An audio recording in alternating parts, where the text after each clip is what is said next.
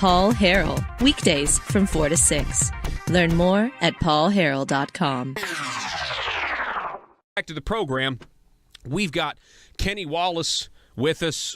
He is a freelance videographer. He's also an activist. He cares about limited government, especially special elections. Hey, Kenny, I bet you're no fan of James Sturch and how he killed special election reform. No, absolutely not. Thanks for having me on, Paul. Yeah, I saw that video. I was outraged about it. But remember, it's not just him. There's a bunch of other rhinos that could have passed the special election reform, and they voted no. Yeah. So a lot of them need to prove some options as well. Hey, Kenny, if you can, try to speak directly into the microphone of your phone if you can do that. Okay, can you hear me now? Yeah, we're a little soft. We just want to make sure everybody else can hear you. So tell us, we got how many special elections happened on Tuesday to raise taxes? It was a gargantuan amount. Yes, according to Arkansas Online, it was 17, and they said that 10 passed and 7 have been defeated. And so, just to give you kind of a small ballpark figure, the one in Bologna was $33 billion. That was the bigger one. But usually some of these taxes are, anywhere from $4 to $5 billion, depending on what the size and the millage amount and the size of the town. But this is several $1 million that was decided on yesterday. So you say we had 17, 10 of them passed, and 7 didn't. That 7's got to be a victory because that's certainly not the percentage. Most of the time, it's a much higher than that. When you have a special election, you get your tax increase through. Now I know, Kenny, you're an activist, and I know that you care about trying to stop these special elections. I know you call and you knock doors, you do everything you can, but something tells me there's no way you were involved in all 17. So which ones were you involved in, and did those fail? Yes, the ones I helped in were the ones at Bologna. There was an activist there. He actually modeled my stop the tax increase, stop the North Rock sales tax, and stop the other tax increases after on my Facebook that I created on Facebook. He modeled his Facebook page after mine, and he did a lot of work and going to events, and I was more or less a consultant with him in terms of how, what to do, how to get organized, that sort of thing. I'd also helped with the bauxite special election. The activist there was Ray Neal, and he had actually kind of helped in fighting against the Bryant millage tax increase. Okay. And so we were able to get him on some radio and do a little bit of consulting with him. And I know that there was an activist that was campaigning against the one in Heber Springs. I didn't know about that one until Saturday, but they have an active Tea Party group up there with the Jackie Martin. And so I know that they were fighting against that one. So let's take Bologna. You say you helped that one. This was an interesting one. Bologna School District was asking for a 5.7 mil increase from 39.9 mils to 45.6 mils for construction of an auditorium and renovations. They got 719 people voting for it, but 1,122 voting against it. Then if you move south from there, we get to Garland County. That's Cutter Morningstar School District. They wanted an 8.4 mil increase from 40.5 mils to 48.9 mils for construction. That one, of course, passed 302 for and 208 against out of Garland County. Regardless of this, you still see low voter turnout in these special elections, don't we, Kenny? Absolutely, and it's designed that way.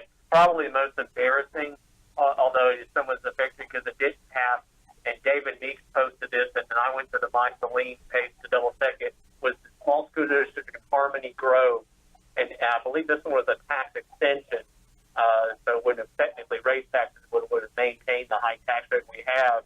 There were 5 votes for and 5 votes against. And so it didn't pass, but there was a total of 10 people that voted for it. Hang on.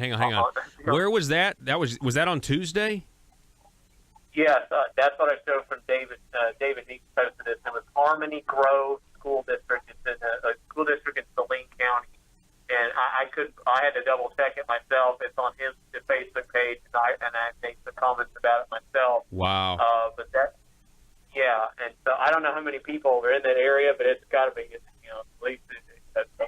least several hundred. And so this was yesterday, that state representative. So you're saying in Harmony Grove they had a special election, and it because I don't see that coverage in the Arkansas Online article.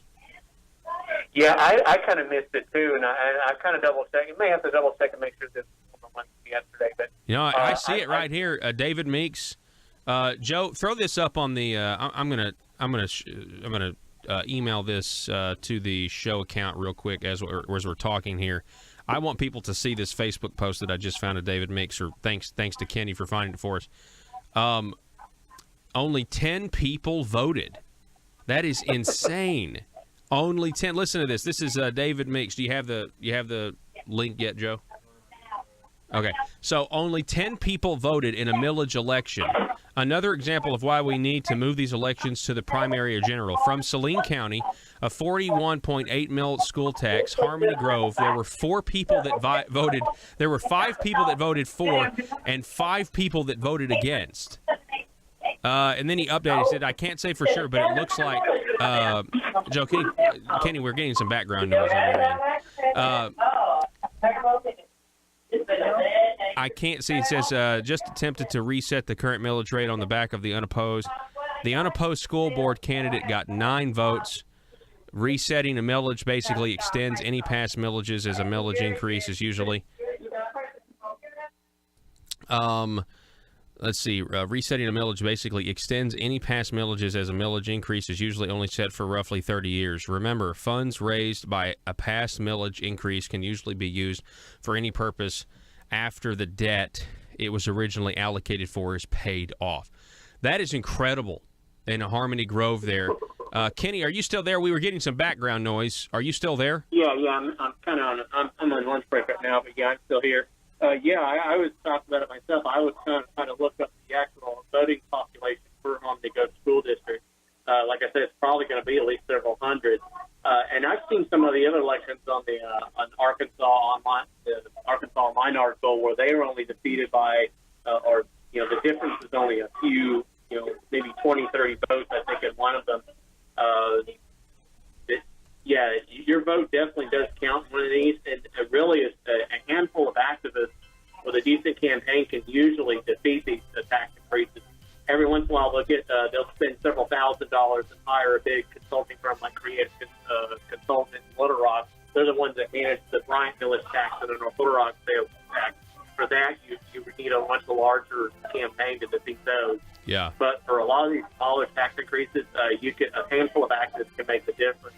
But even so, it's still several $1 million that's been decided because we didn't get rid of special elections. That's crazy. We do need to get rid of them. Hey, Kenny Wallis, I appreciate it. Thanks for your hard work. Thanks for fighting for smaller government. Folks, we got to take a break. Back in just a moment. Sure.